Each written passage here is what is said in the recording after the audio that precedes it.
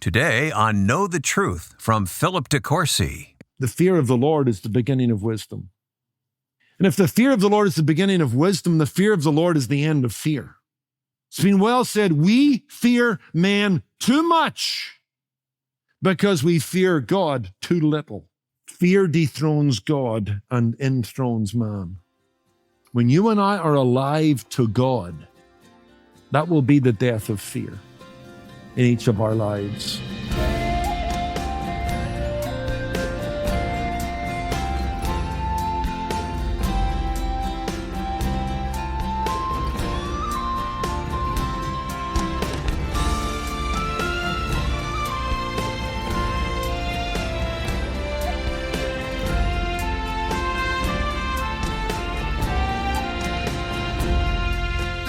Elijah challenged the prophets of Baal to prove the power of their God, but despite their best efforts, they failed.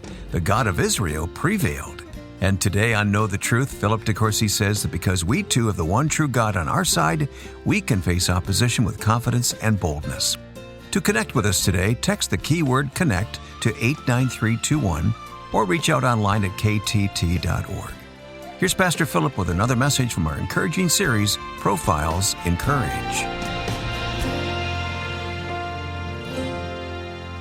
Well, let's take our Bibles and turn to 1 Kings chapter 18. And we've started a series of messages entitled Profiles in Courage. We're back to looking at Elijah and his confrontation on Mount Carmel with the prophets of Baal and the prophets of Asherah. The days in which you and I live require boldness, require backbone, require bravery. And that's why we've started a series entitled Profiles in Courage. As I look out over the landscape of the church and the culture, I've concluded, guys, it will take courage to live a life shaped by the absolutes of God's moral law in an age of ethical relativism. What is courage? I come across some simple definitions. I like them. Courage is fear that has said its prayers. Courage is not the absence of fear, but the willingness to push on in the face of it. Courage is doing what you are afraid to do, but you know you must do, right? Like preach the gospel, evangelize, live a righteous life, stand for biblical ethics in marriage. Remember what Elijah says to the people of God? Why halt you between two opinions? If the Lord is God, follow him. If Baal, follow him. You can't have it both ways. We need some courage. We need some conviction. We need some clarity. And so this is the first profile in courage. We looked at several things. I'm not going to reheat this dinner, but let me go over a few things quickly just to get our bearings in the flow of the text. One, we looked at the command, right? The command. It's an act of God's judgment upon the idolatrous people of God. Originally, God had told Elijah to go hide himself in chapter 17. Now he says in chapter 18, verse 1, go present yourself, go show yourself. It's time to break cover. And we notice the rhythm of the text. It's a rhythm regarding biblical ministry. Hide, then present.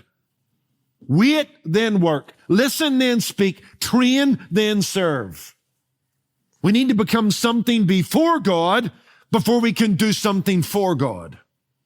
Then you had the choice.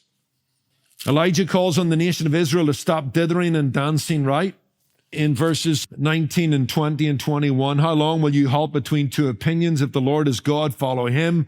But if Baal, follow him. But the people answered him not a word. It's the broad road. It's the narrow road. There's the mount of blessing. There's the mount of cursing. There's wisdom from above. There's wisdom from below. Constantly, it's antithetical, badgering us to make a choice. There's no room for neutrality. The Bible and its demands of devotion to God and his Son are antithetical. God won't suffer rivals or split allegiances.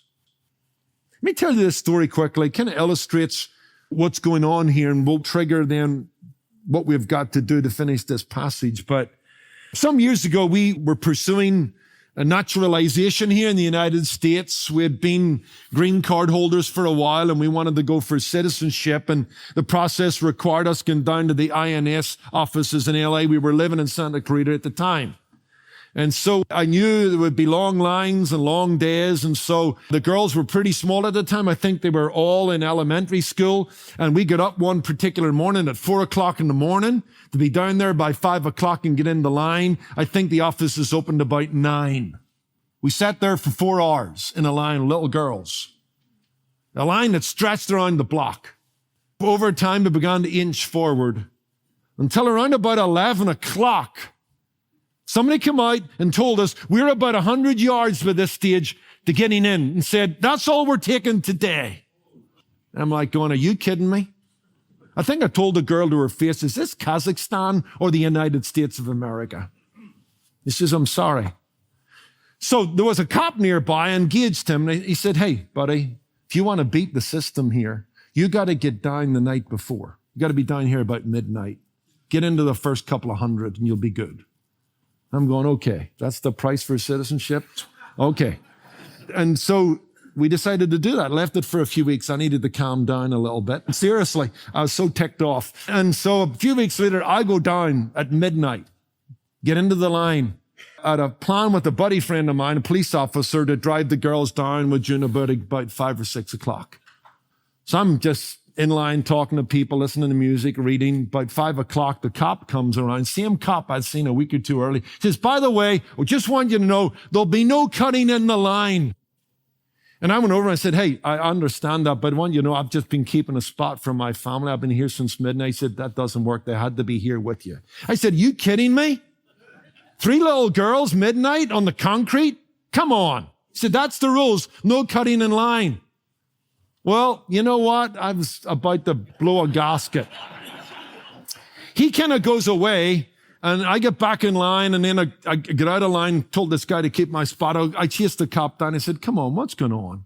I said, I don't know if you remember me. Maybe the accent will help you. But I was here a while ago. You told me to be here at midnight. You didn't say my family had to be here. What? Come on. This has got to be better than this. I've been in line. My girls are, 10, 7, and 6. They're coming down at 5 o'clock. He says, buddy, that's the rules. And so I kind of, pressured him a little bit. And he says, I tell you what, why don't we go back round and you can ask the people in the line if they'll let your family join. I go, are you kidding me? But he says, that's the way it works. So I had to go back. The cop's behind me and I'm canvassing for votes. Seriously. Now, everybody in the front of the line, you can imagine, they're going, let the guy in. His family, no, because it doesn't affect them. A lot of people kind of behind me in the line were going, no. And it was kind of a split decision. And the cop was kind of, and there was this one guy in the middle. I went up to him, buddy, what do you think? I'll never forget his answer. Well, I can see both sides. It was crazy. So at this stage, the cop kind of walks away, and I had the sense. So I get on the phone to my friend. I said, hey, you need to waken up. I'm waking the girls up, and June, get down here as quick as you can. It's a code 3. Drive as fast as you want. And I said, bring your nightstick. There's a guy on the line we're going to deal with. No, I didn't, but he comes down, and eventually we get in that day, and the process unfolds. But can you believe that? Some guy in the middle, I can see both sides. You know what? You're either for me or against me. That's what Jesus says. And so that's kind of where we're at here at 1 Kings 18. Which brings us to the contest. The choice leads to the contest. And the contest is taking place, verse 19 through 38, on the top of Mount Carmel. Elijah has invited Ahab to gather the clans, bring the 450 prophets of Baal, the 400 prophets of Asherah to him on Mount Carmel, 1,700 feet above the shores of the Mediterranean Sea on the western end of the valley of Jezreel. This is the big showdown on the high ground. Make a great TV series, wouldn't it? In a religious world of what was marked by multiple choice, Elijah looks for a yes and no answer. You know what? If the Lord is God, follow him, verse 21. But if Baal, follow him. And so he decides on a test. The God who answers by fire. is the true God. Now, here's what's interesting, by the way, just a little bit of setup, and then we have 4 things to look at on the contest. As Elijah looks for one nation under God, indivisible. It's fitting that he chose Mount Carmel because it lies between Israel and Phoenicia, the lands of the deities in question. It was regarded by the Phoenicians as the sacred dwelling place of Baal. This was a home game for the prophets of Baal. It was a road game for Elijah. Striking, isn't it?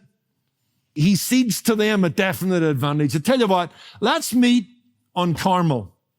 And no doubt King Ahab was highly pleased because he saw that as a place of advantage. And then the test itself, right, about fire, verse 24. Baal was known as the god of the sun and the storm. In fact, he was often pictured in ancient depictions of him as a god who would throw thunderbolts to the earth.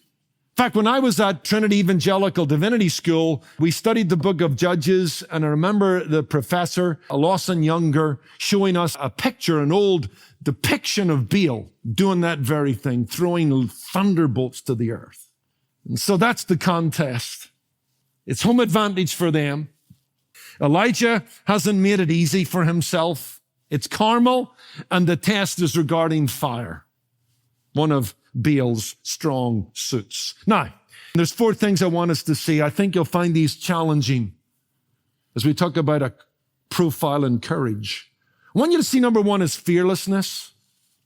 I want you to see Elijah's fearlessness. Imagine the scene. We've kind of depicted it. He's standing alone atop of the limestone mountain overlooking the blue and sparkling Mediterranean Sea. He's encircled by 850 angry prophets of Baal and Asherah. And Israel is in the gallery eating their popcorn, kind of disinterested spectators. In fact, he says in verse 22, doesn't he? Then Elijah said to the people, I alone am left, the prophet of the Lord, but Baal's prophets are 450. Now that's not altogether true, because we know from Obadiah there were other prophets. And we'll know when he gets down in the dumps in chapter 19 that the Lord has to remind them that, you know what, there are many who haven't bowed the knee to Baal. But let's be fair to Elijah. They weren't there that day. He was alone that day.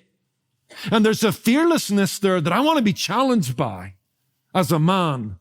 This man's courage and fearlessness is striking, isn't it? His enemies were hostile zealots, snarling like an angry dog. His supposed friends in Israel were gutless. They were silent when asked what side they were on.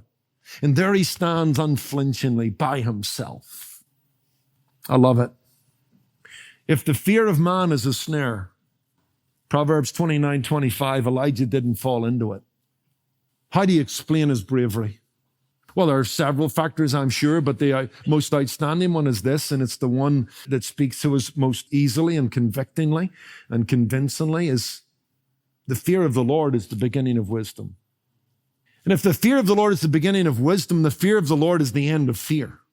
It's been well said, we fear man too much because we fear God too little. What is the fear of God? Well, it's an appreciation for and an appropriation of a right understanding of God's person and glory. It's the right sizing of God. That's what it is. We understand His majesty, His might, His glory, His sovereignty, His holiness. You understand your littleness before Him. Your sin is ever before you. His holiness is blazing and scary. Fear dethrones God and enthrones man. And I think Elijah had a fear of God. In fact, he lived coram Deo. That's a Latin term for before the face of God. Go back to chapter 17, verse 1. And Elijah the Tishbite of the inhabitants of Gilead said to Ahab, as the Lord God of Israel lives, notice this, before whom I stand, there shall not be dew nor rain these years except by my word. I love the drama of that too. He's standing before Ahab. He's just told him, or he's about to tell him, God's going to turn the tap off. No water. That means drought. That means famine. That means judgment. That means devastation. And he says, as the Lord God of Israel lives before whom I stand. He was more conscious of the presence of God than he was of the presence of Ahab. And that's our problem. We've become more conscious of the person in front of us, our boss, some social media bully, the majority of the culture, some king, some queen. We become more conscious of them than we are of God. And therefore we backtrack, we compromise, we shade, we bow, we bend. Not Elijah. This man lived conscious of God's presence and power. In fact, that little phrase, before whom I stand, you can read about that in 1 Kings 10, verse 8, and 1 Kings 3, verse 16. It speaks about standing before a king. It talks about appealing for an audience with the king in the royal court. So when Elijah's in the royal court of King Ahab, he wants him to know, and the text wants us to know, he was more conscious of the King of Kings and the Lord of Lords. That's what made him brave. That's what made him brave. The unrivaled majesty and might of God was the reference point for Elijah in all situations and struggles. When you and I are alive to God, that will be the death of fear in each of our lives. I love Proverbs 28 and verse 1. Talks about the boldness of the righteous, the God-fearing man. The wicked flee when no one pursues, but the righteous are as bold as a lion. What about Psalm 3, verse 6? Again, this idea that when you and I fear God, we fear nothing else. I will not be afraid of 10,000s of people who have set themselves against me and all around me. Arise, O Lord, and save me. Salvation belongs to the Lord. Great story that'll illustrate this, and we'll move on. Hugh Latimer was an English reformer, wonderful Protestant during the time of Henry VII. He spoke to the king often in the royal court. In one particular audience, he offended the king. He was taken aside, he was rebuked, and he was told to come back the next week and apologize and adjust his message. That moment comes, and here's what happens. Hugh Latimer stands before King Henry VII, and he says this, Hugh Latimer, dost thou know before whom thou art this day to speak? To the high and mighty monarch, the king most excellent, who can take thy life if thou offendest. Therefore take heed that thou speakest not a word that may displease. But consider well, Hugh Latimer, dost thou not know from whence thou comest, upon whose message thou art sent, even by the great and mighty God, who is all present and who beholdest all thy ways, and who is able to cast thy soul in hell? Therefore take heed that thou deliverest thy message faithfully. And he went on to speak the message he spoke the week before. Because, you see, he believed the words of Jesus. Don't fear him who can kill your body. Fear him who can kill the soul and the body in hell forever. I'm struck by Elijah's fearlessness. Secondly, I'm struck by his faith. His faith. I'm struck by the audacity of his trust in God. Elijah was trusting God to manifest himself in a manner that would leave the people with no ifs, no buts as to who the true God was. This is verse 19 and following. And you gotta love this guy. Elijah didn't concern himself with the size of the problem, the apathy of the people, or the force of the enemy, for his faith was in God. Let me just go down a few things that shows his audacity. We've already touched on this. He's already picked a region that's a hotbed of Baalism. The altar of the Lord is broken. The altar of Baal stands tall. Mount Carmel was situated between the Phoenician border and Israel. It was right on Jezebel's doorstep. Number two, look at the odds. 850 to 1. And don't forget that the prophets of Baal, according to verse 19, had state sponsorship. We read about them eating from Jezebel's table. They were the state religion. They had all the authority and the resources of the government behind them. Number three, he had already conceded not only ground literally to Baalism, but the test itself played into the hands of Baalism because, as we've said, he's the storm god. Number 4, from verse 25 on, we read that they were allowed to go first. He gave them the initiative. And they had the balance of the day to do what they were going to do. From early morning to around about the middle of the afternoon, they held court. And then to top it all, when his time comes, verse 32 to 35, when he builds his altar, rebuilding the broken down altar, and places his sacrifice on the wood, he tells them to go and get water. And he tells them to do it 3 times. We're there to douse the altar and the sacrifice in water. What's the point? To show no trickery. To realize that when this thing is done, this is not naturalism, this is supernaturalism. You got to love it. The audacity of all of that. The boldness of it challenges me. Some years ago in the Europa Hotel in Belfast, I heard the wonderful expositor and Bible teacher Stephen Alford, and he said something I've never forgotten, and it came back to me this morning, was this: if you can explain it, God didn't do it. Now, I want to qualify that a little because I'm big on, living faithful, ordinary lives. On the other hand, I like to be challenged here. If too much of our life, too much of our ministry, too much of what we do can be explained by natural things, then where is God? A majestic and mighty God, a sovereign God. Let me ask you a question. I asked it of myself. Audacity, boldness, risk, expectation. Those are words I can associate with Elijah here in what he does. Audacity, boldness, risk, expectation. What about you and me? Does that mark my pastoring? Does that mark your manhood, our discipleship together? Is much of what we do and achieve explained by the natural rather than the supernatural? Are we walking by sight? That is, all around us, what we can see and sense, that dominates how we act and react. Are we walking by sight or are we walking by faith? Do we believe in an invisible God like Moses? You're listening to pastor and Bible teacher Philip de Courcy here on Know the Truth. And if you missed any portion of today's message or Philip's previous messages, you can listen again when you visit ktt.org. Pass them along to your friends and family. It's our hope that these daily messages are empowering you to live a life that's bold and anchored in God's Word. Because at Know the Truth, we want to boldly proclaim the truth of the gospel over the radio and through our social media platforms. We are a listener-supported ministry, so your financial gifts help cover the cost of providing this program and our growing collection of resources to listeners all over the world.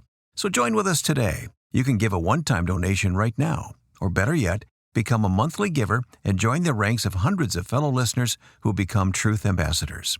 Call 888-644-8811 or go online to ktt.org. You can also mail your donation to Know the Truth, 8285 East Santa Ana Canyon Road, Suite 135, PMB 311, Anaheim Hills, California, 92808. We'll say thanks for your donation with a special new resource. It's a book called If You Will Diligently Listen by Pastor Mike O'Shara. This is your final week to request it, so be sure to get it today. We live in a world full of voices claiming to speak for God, fresh words, new revelations, personal impressions. And Pastor O'Shara goes straight to the only source that matters. He's asking the question every believer should be asking, what does God's Word say? The answer will change how you read the Bible. So be sure to ask for this resource when you call in your gift to 888-644-8811 or request the book online at ktt.org. And before you go, connect with us by texting the word CONNECT to 89321. I'm Wayne Shepherd, inviting you back next time for another inspiring message on the courageous life of the prophet Elijah. That's coming up Tuesday on Know the Truth. Today's program was produced and sponsored by Know the Truth Incorporated. Jesus said, "You shall know the truth, and the truth shall make you free."